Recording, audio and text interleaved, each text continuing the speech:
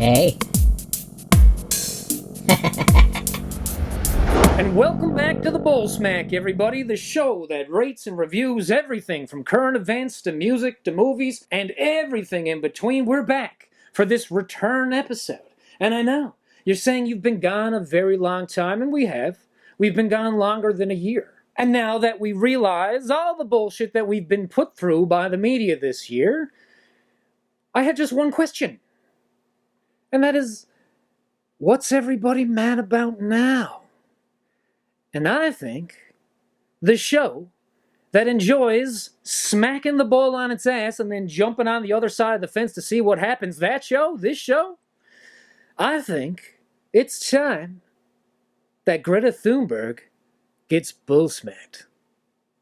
Now cue up my theme song.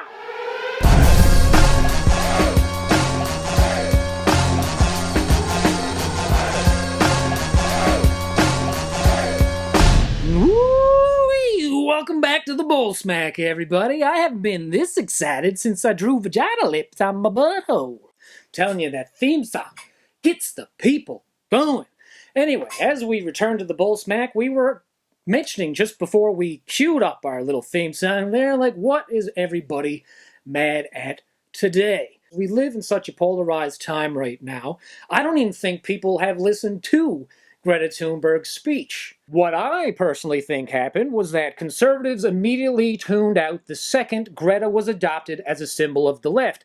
And the left immediately adopted Greta as a symbol because the left hasn't met a child they weren't willing to use as a human shield when combating conservative talking points. So I don't even think the left wing has fully listened to Greta Thunberg's 5-minute speech. I don't think the right wing that is mad at Greta Thunberg has listened to her speech. I think everybody is following their political ideologies blindly instead of informing yourselves. So in true Bullsmack fashion, I am wearing my gray today to symbolize the bubble we live in, the big gray bubble, the fact that we all like to inform ourselves. And we are going to look at Greta Thunberg's speech. Now, I'm not going to throw up any blurbs. I'm not going to cut off the speech out of context. We're going to play the entire video so the blind leading the blind actually know what she said. If you're one of the people that despise Greta Thunberg, please extend the courtesy of just informing yourself and listening to the speech. I'm going to do it, and we're going to do it. So without any further ado, here is Greta Thunberg at the UN. The interest of millions, literally, of children around the globe, demanding action for climate change. What's your message to world leaders today?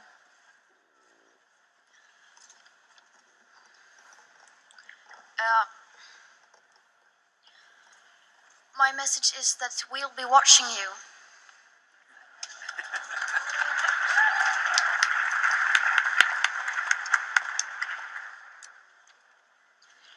This is all wrong. I shouldn't be up here.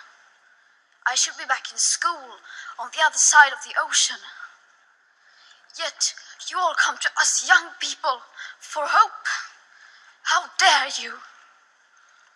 You have stolen my dreams and my childhood with your empty words, and yet I'm one of the lucky ones. People are suffering. People are dying. Entire ecosystems are collapsing. We are in the beginning of a mass extinction, and all you can talk about is money and fairy tales of eternal economic growth. How dare you?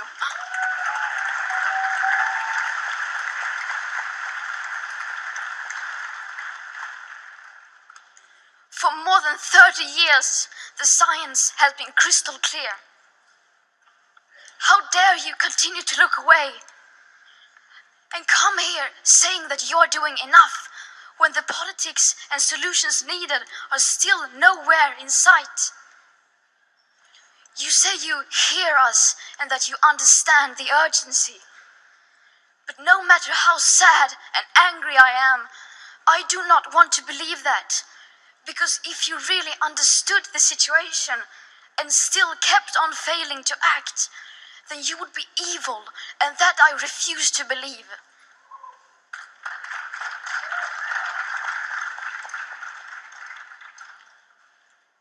popular idea of cutting our emissions in half in 10 years only gives us a 50% chance of staying below 1.5 degrees and the risk of setting off irreversible chain reactions beyond human control. 50% may be acceptable to you, but those numbers do not include tipping points, most feedback loops, additional warming hidden by toxic air pollution, or the aspects of equity and climate justice. They also rely on my generation sucking hundreds of billions of tons of your CO2 out of the air with technologies that barely exist.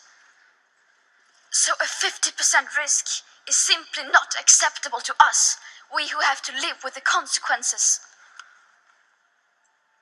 To have a 67% chance of staying below a 1.5 degrees of global temperature rise, the best odds given by the IPCC, the world had 420 gigatons of CO2 left to emit back on January 1st, 2018.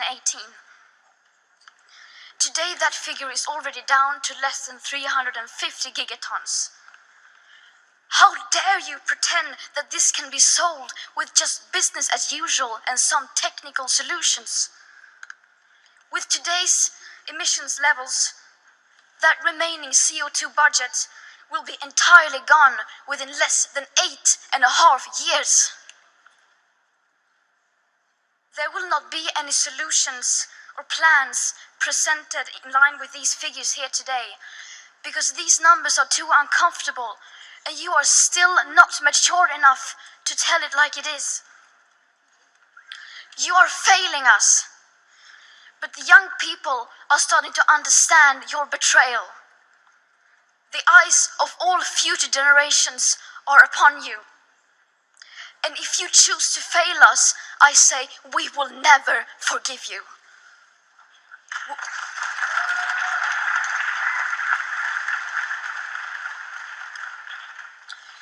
We will not let you get away with this. Right here, right now, is where we draw the line. The world is waking up, and change is coming whether you like it or not. Thank you.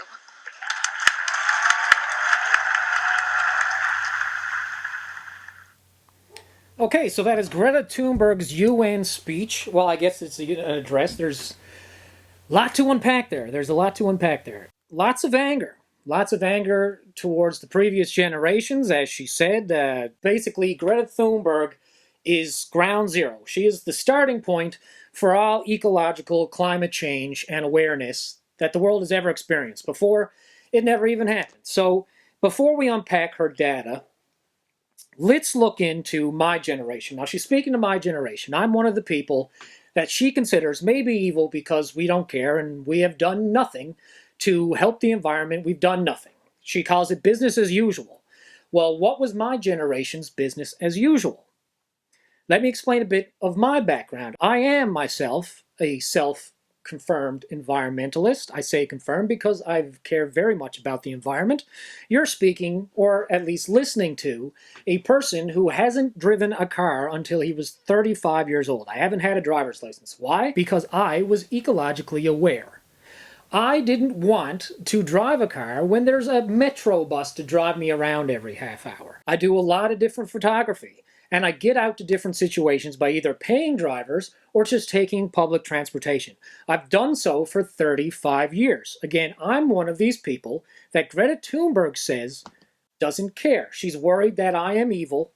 People like me have done nothing. The previous generations have done nothing. So, in response to Greta Thunberg's accusations about the previous generation doing nothing and setting up her childhood for failure, I mean, we robbed her childhood from her, apparently, I'm going to play another speech for you, and this one's from Severin Suzuki, from my generation, when I was a child, that inspired millions of children like me to be ecologically aware. And since we were all quiet for Greta Thunberg's 5-minute impassioned speech, I would just like to ask you to extend the same courtesy to this child of the previous generation.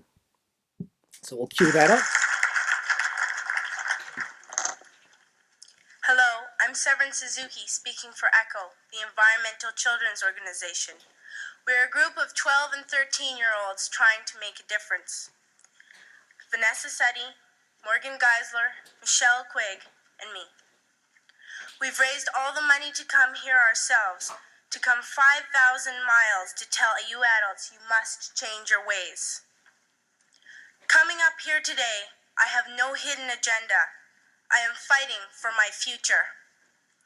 Losing my future is not like losing an election or a few points on the stock market. I am here to speak for all generations to come.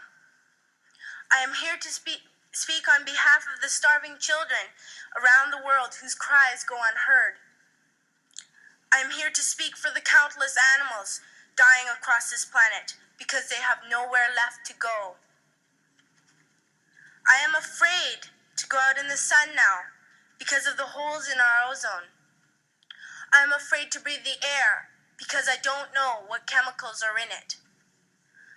I used to go fishing in Vancouver, my home, with my dad, until just a few years ago we found the fish full of cancers. And now we hear of animals and plants going extinct, every day vanishing forever.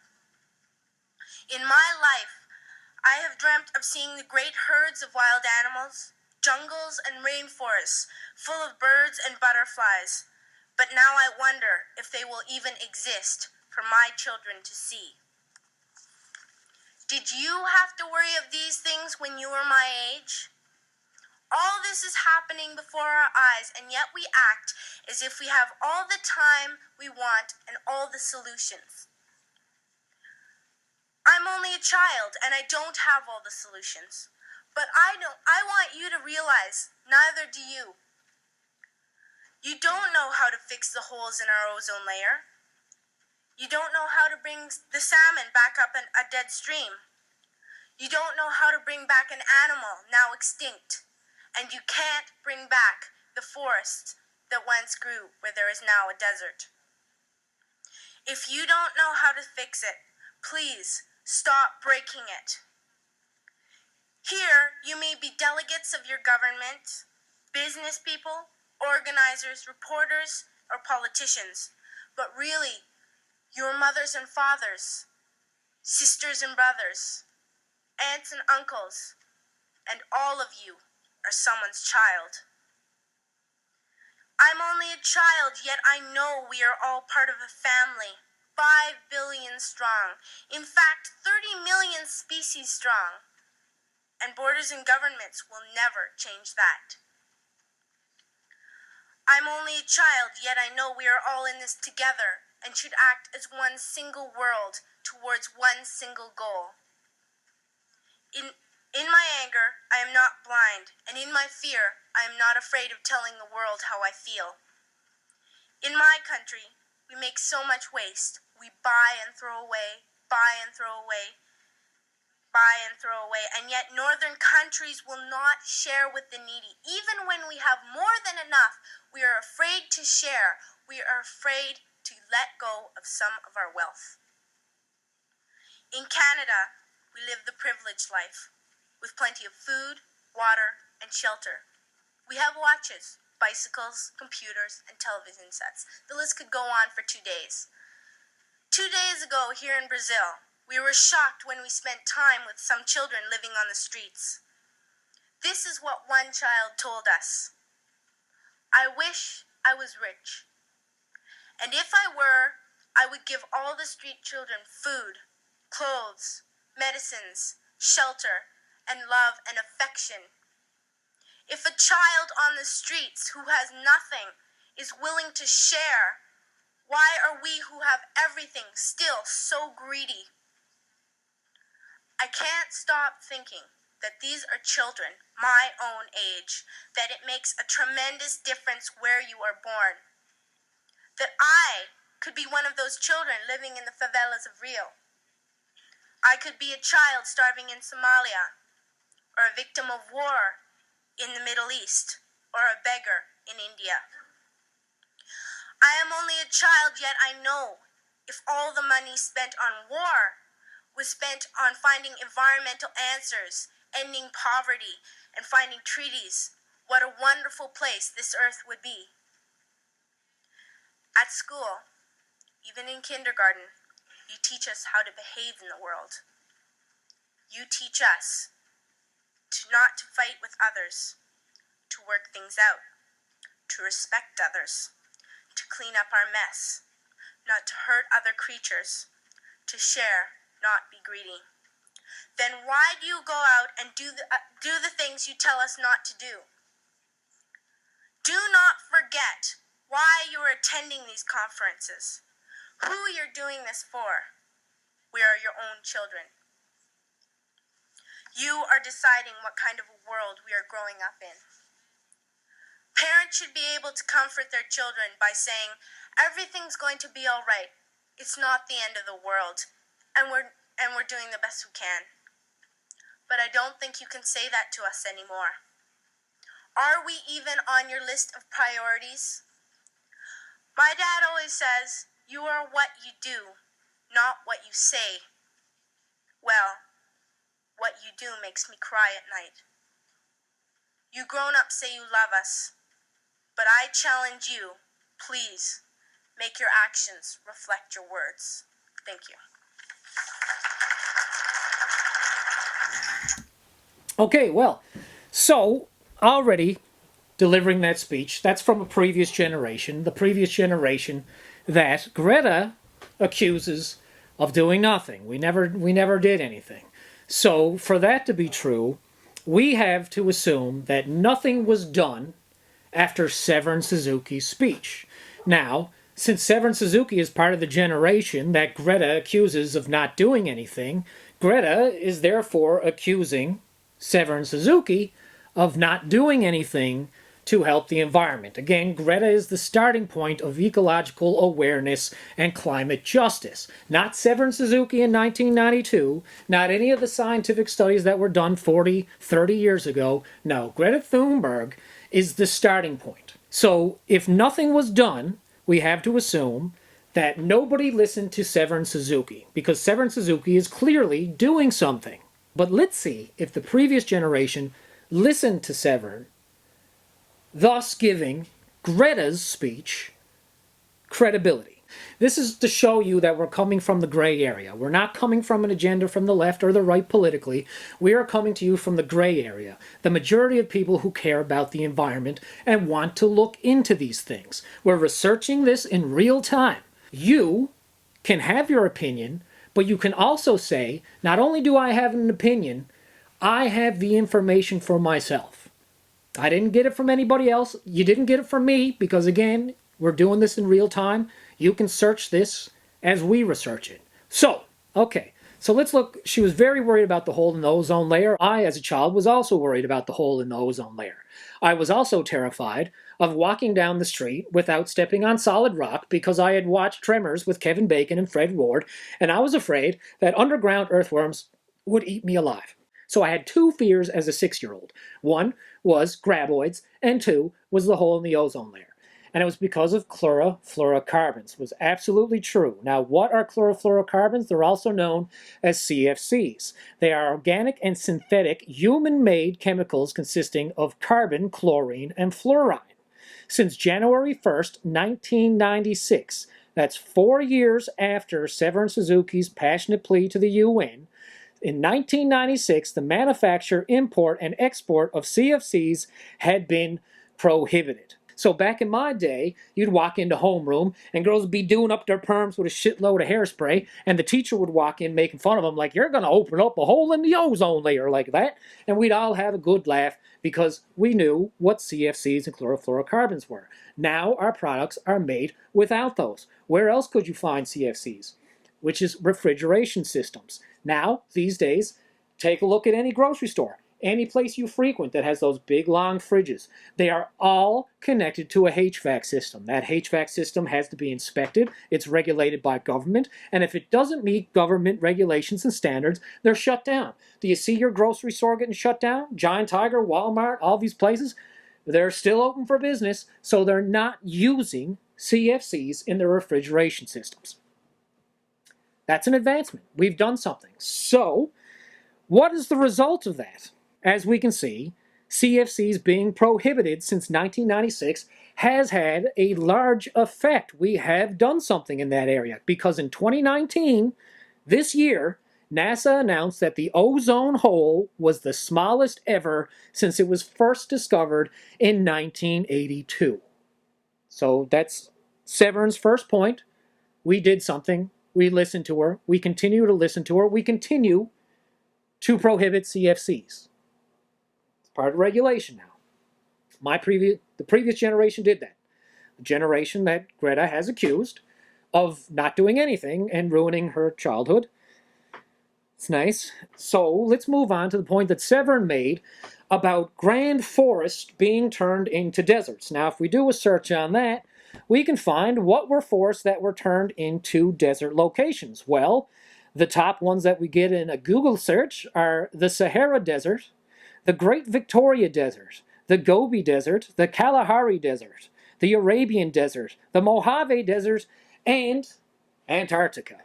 Now, the problem with this is these places have been deserts since before I was born. In fact, these places have been deserts before the Industrial Revolution. So unless cavemen creating the wheel and on the quest for fire somehow created enough man-made climate change to create these deserts, I don't think there's much of a leg to stand on there.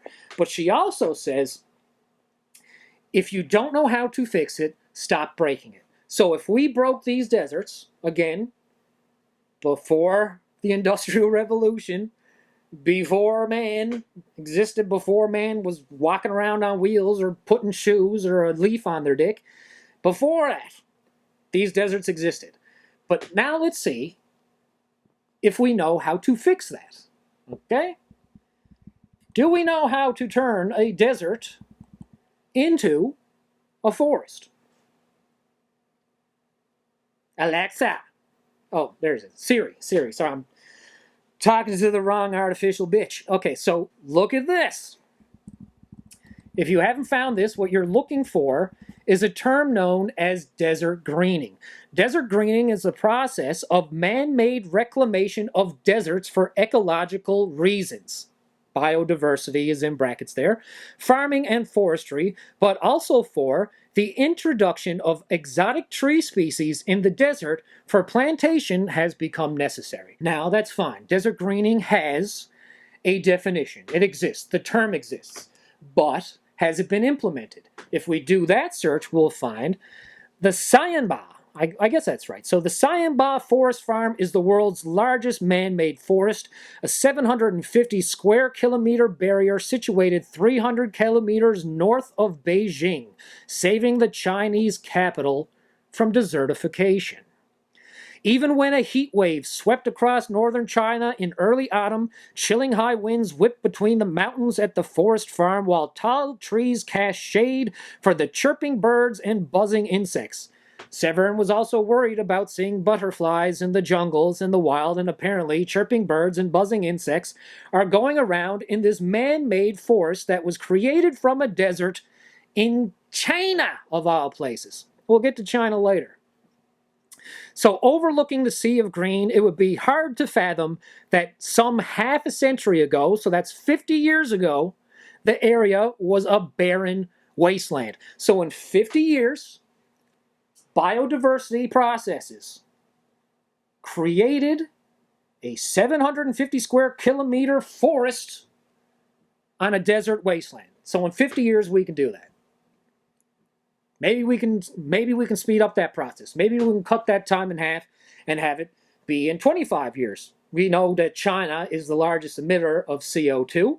So, I don't know, maybe if we lower their CO2 levels, lower the pollution levels over there, maybe we can increase desertification, save places from desertification in less than 50 years. But that's another concern.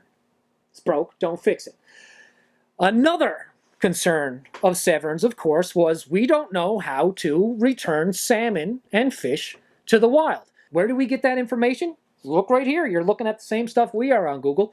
A revolutionary partnership, Fundy Salmon Recovery, in association with universities, indigenous peoples, government, and private industry, is working together to raise and release hundreds of wild endangered fish into the Bay of Fundy, especially Atlantic salmon. Their focus is on Atlantic salmon, not just fish or codfish, Atlantic salmon. Her exact worry. So Fundy Salmon Recovery is made up of 7 partners. There's Parks Canada. Those are the fuckers that are waiting for me on the harbor every time I pull the boat in. Cook Aquaculture, the Atlantic Canada Fish Farmers Association, the University of New Brunswick, which is my university way back when, UNB days, the Province of New Brunswick, Fisheries and Oceans Canada, and Fort Folly First Nation. Again, don't fuck with the indigenous peoples. They will find a way. These organizations are united and inspired to work together for a common goal to restore the historic wild Atlantic salmon populations to the inner Bay of Fundy for future generations to come. The live gene bank based out of the Fisheries and Oceans Canada Mactaquac Biodiversity Facility provides the unique families of the inner Bay of Fundy Atlantic salmon population by collecting juveniles from the wild, growing them to be an adult, and spawning them in captivity. The fry produced from these spawnings are released back into the wild. Also, let's take a look at their childhoods. Everyone's worried about their childhood. So Severin Suzuki is worried about her family and her children. She's worried about having a family. What's going to be left? There's not going to be anything left for her family. What's the point of even having a family, right? Am I right? So then we'll look at Severin Suzuki's current life. Did Severin Suzuki have a future? Did we provide her a future, or did we just steal her hopes and dreams as we did according to Greta?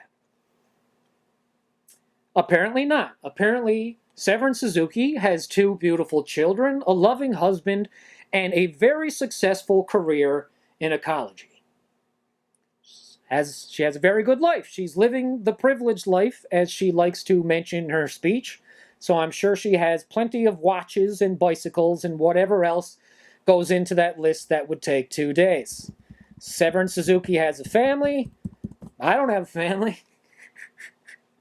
I'm one of the people she scared the shit out of. I was afraid to have children, apparently, but she's doing well. She's doing quite well.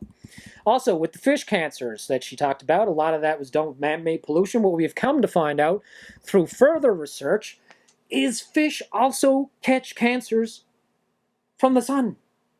It catches skin cancer. They're making a joke about it right here, saying maybe we want to put on some sunblock on fish, but fish catch cancers the same way human beings catch cancers. Through the sun, UV rays, natural elements. Again, the hole in the ozone layer is the smallest it's ever been. So is this a natural occurring thing? I think if there's cancers in fish, most of it has to do with man-made pollution, which is something you can quantify because you can see it floating around in the water. Plastics everywhere in the water. So, just by knowing this, we have Greta Thunberg saying that we have done nothing when clearly Severin Suzuki was a launching point of action. CFCs were prohibited. The replenishment of deserts from desertification is underway and has been achieved. It's been proven. Fish stocks can be replenished. More can be done. Of course, more can be done. We're not saying that we should stop doing what we're doing now. Everybody that is against what Greta Thunberg is saying let's continue business as usual where we are. Look at our CO2 emissions in Canada. Who is the highest on that list? China. Now, if you were to mention China to one of these people that love Greta Thunberg, you're like, how come Greta's not in China? You get met with opposition, again, from the people I think are just following her blindly and hate anything to say. But if you were truly ecologically aware, you would want the world to look into China. Keep business as usual because things are doing okay. We're not doing great, but we're doing okay. We're going to continue the processes that we're doing now because it's clear that we're making some positive changes. We don't stop that. But you don't ignore China. So her detractors just want you to say, hey, Greta, put your money where your mouth is. Stop going to the country that has the lowest carbon emissions in the world and start looking at China. Now, people say, you can't blame China. Stop blaming China.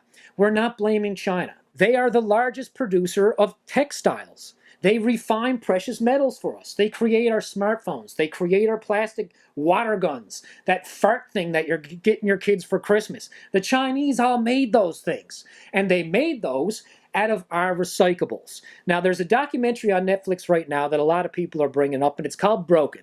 I really like this documentary, especially the one that shows all the plastic floating around and turning Asian communities into landfills.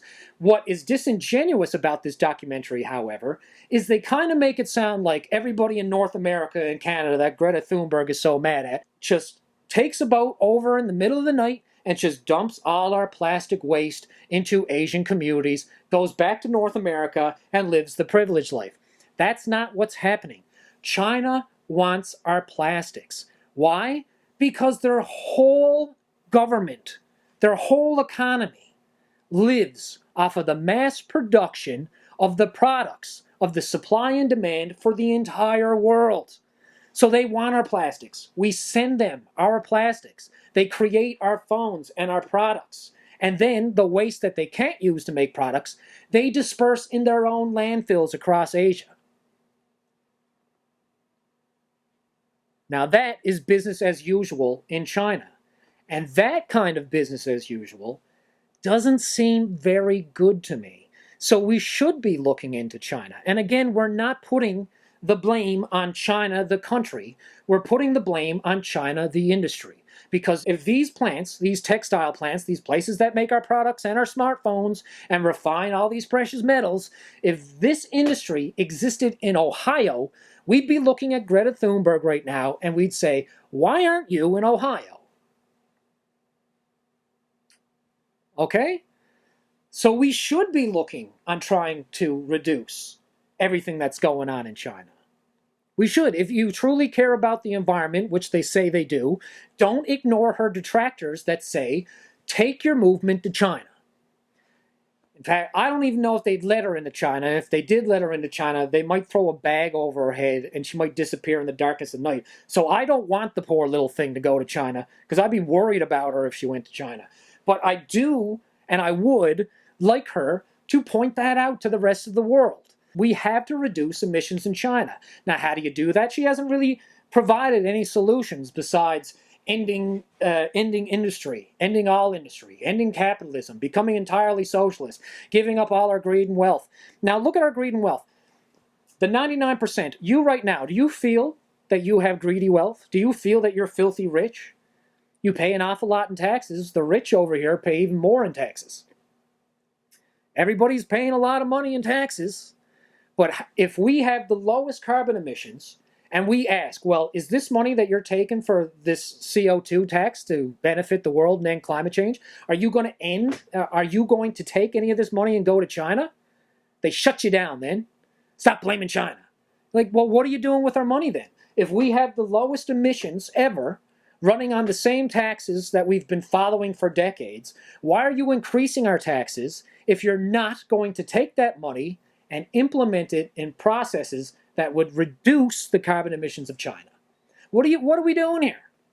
What are we doing here? We're politicizing everything. Everything's a right-wing talking point or a left-wing talking point. Just reduce the goddamn emissions and everybody's going to be fucking happy. What's the problem with that? Now, I actually have a solution for that. Greta Thunberg does not have a solution for that, as I mentioned, and it comes from my days of the 3 R's, which was reduce, reuse, and recycle. Since we know that our recyclables are only partially being used to make our products, and the rest is just being thrown into ecosystems in places a lot of people don't go, then we have to reduce what is being made. How can we reduce what is being made without jacking up people's taxes, you ask me? What's your plan, Jared? What would you do? And my plan is to end forced obsolescence. Do you know what forced obsolescence is?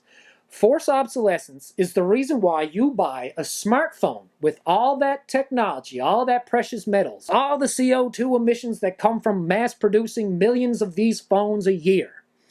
Why is it that I can buy a phone in 2014? It's perfect. I love everything about it. But then every time I upgrade, they fill up my battery. My battery life gets lower. My memory gets smaller. There's no way I can delete whatever they do to upgrade my phone. So basically, I am forced to upgrade my phone and throw away a perfectly good smartphone. Why? So they can mass produce millions and millions of new smartphones to people that already have smartphones. Now, if you just regulated that, that would be something where I would say, let's end the greed a little bit. You made hundreds of billions of dollars making smartphones over the last decade. Wouldn't it be nice not to force people every fucking year to go out and buy another couple 100 million mass-produced smartphones? Do you know how many solar panels you can make out of the precious metals that are contained in those new smartphones? There's nothing fucking wrong with your iPhone 8. There's nothing fucking wrong with your iPhone 9 or 10. But we got an iPhone 11. We got new versions of the iPad. We got new versions of this MacBook. I've had the same MacBook since 2013. It's doing fine by me. I don't feel the need to upgrade, but by forced obsolescence. That's why I don't connect this thing to the internet very much, because when I do, it gives me upgrades that slow down the processes and also speed up the processes in my computer. So speeding up these processes that I can't stop actually lower and diminish my battery power. They slow down the processing power of my computer. They purposefully break our cell phones, our devices, and our computers. Why? So we buy more of them. So we buy more of what we don't need. If we're not buying more of what we don't need, how is that not a solution? I'm like the Oscar Schindler of solar panels, holding up smartphones like, this could have been a solar panel, and this could have been a solar panel, but me, I did not do enough. I mean, what do you want? It doesn't cost any taxpayer money, and it reduces a whole lot of products that are being made in China. Thus, maybe it might reduce their carbon emissions. You think? Just maybe? That's a good solution? And then you look at me and say, well, Jared, it's fine that you have a solution, but it's not Greta's responsibility to have a solution. It's Greta's responsibility to spark the discussion, to get people talking. And I said, well, that's all fine and good, but that's exactly what they were saying about AOC's Green New Deal. And what did they have to respond to that? Oh, that wasn't meant to be taken seriously. This is political grandstanding if you're going to vote on the Green New Deal. That's bullshit. It's just meant to spark a debate, to start the conversation. And I said, well, that's all well and good, because not just last week, we had the same excuse given for the existence of a banana duct taped to a wall.